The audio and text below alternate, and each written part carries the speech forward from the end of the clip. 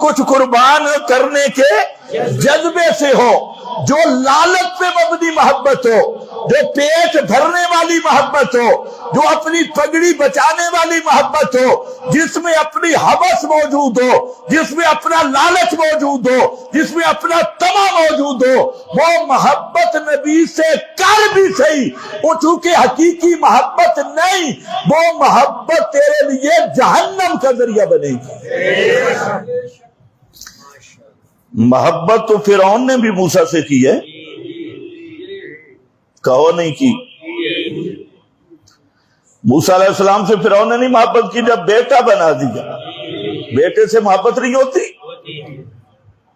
صندوق پکڑا گیا، لمبی داستان، کبھی مکمل بیان کروں گا۔ صندوق پکڑا گیا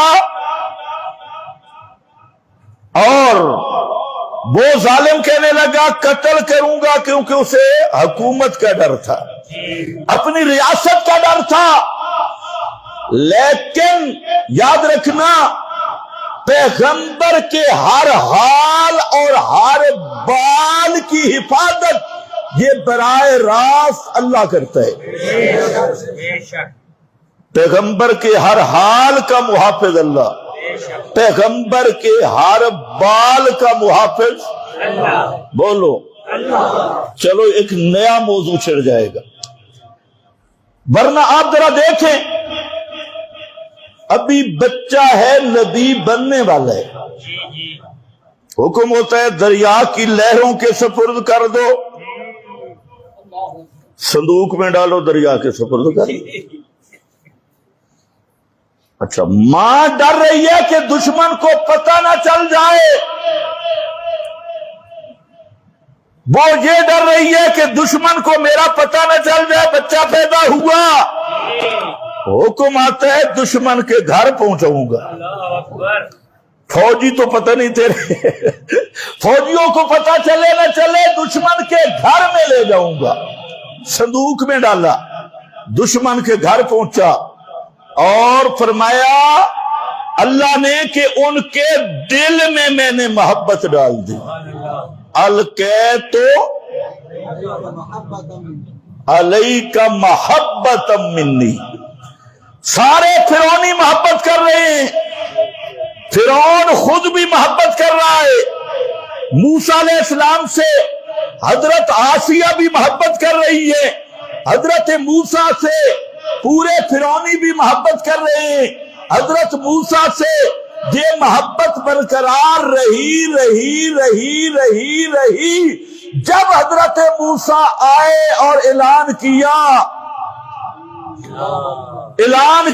اپنے دعوت کا آغاز کیا، اب دو پارٹیاں بن گئی، ایک آسیہ تھی اور ایک فرعون تھا، ایک ماں تھی اور ایک جو باپ بنا تھا فرعون، وہ تھا ماں نے سب کچھ قربان کر دیا۔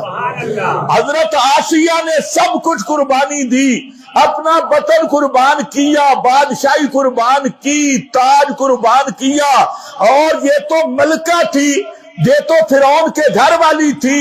لیکن جب وقت آیا حضرت موسیٰ کی دعوت کا، وہ فرعون اکڑ گیا، اور پہلے محبت بھی کی تھی، لیکن جب مشن آیا، پیغمبر کی بات آئی، وہ نامراد اکڑ گیا اور حضرت آسیہ نے جان دے دی۔ سبحان اللہ، سبحان اللہ۔ تمہیں پتہ نہیں سمجھ آئی ہے یا نہیں ہے؟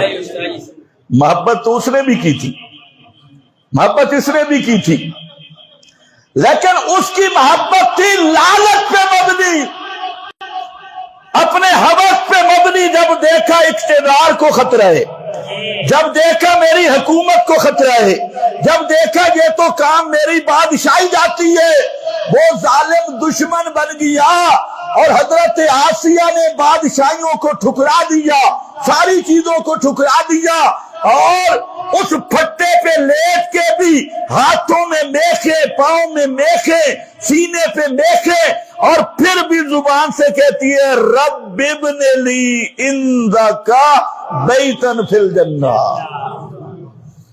یہ جملہ ہے سوچنے والا، رب ابن لی، سامنے فرعون کی عمارت ہے، फिरौन का असम्बली हॉल रेस्ट हाउस है, सामने फिरौन का महल है और हजरत आसिया फट्टे पे पड़ी हुई है, नजरें फिरौन के महल की तरफ है और कहा जा रहा है कि मूसा का सबक छोड़ दे, ला इलाहा इल्लल्लाह, ये सबक छोड़ दे हजरत मूसा का।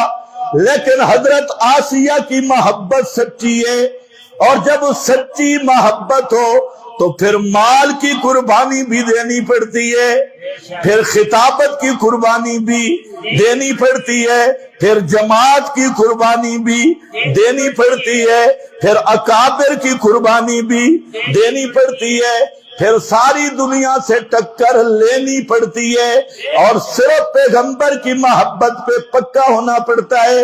देख लो हजरत आसिया सब कुछ लुट गया और एक शर्त लगाई जा रही है कि ये ला इलाहा इल्लल्लाह वाला मसला, मूसा पैगंबर वाला मसला ये छोड़ दे।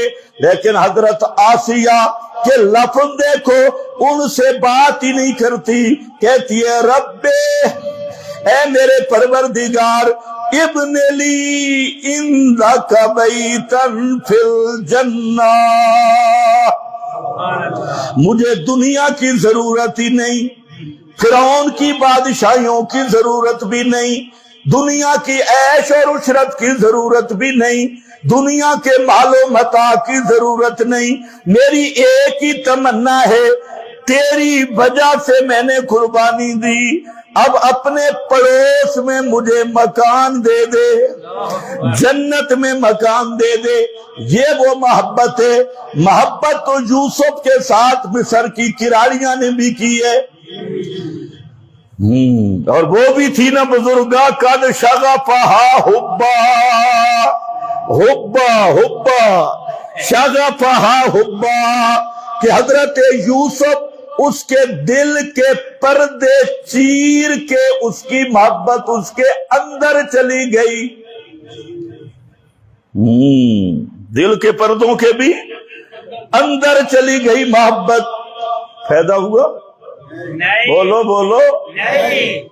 खिलाड़ियों को फायदा हुआ? नहीं। नहीं। क्यों? है तो नबी के साथ मोहब्बत, लेकिन याद रख मेरा भाई, तू खुद बयान करता है बाबे अबू लाब ने मीलाद मनाई,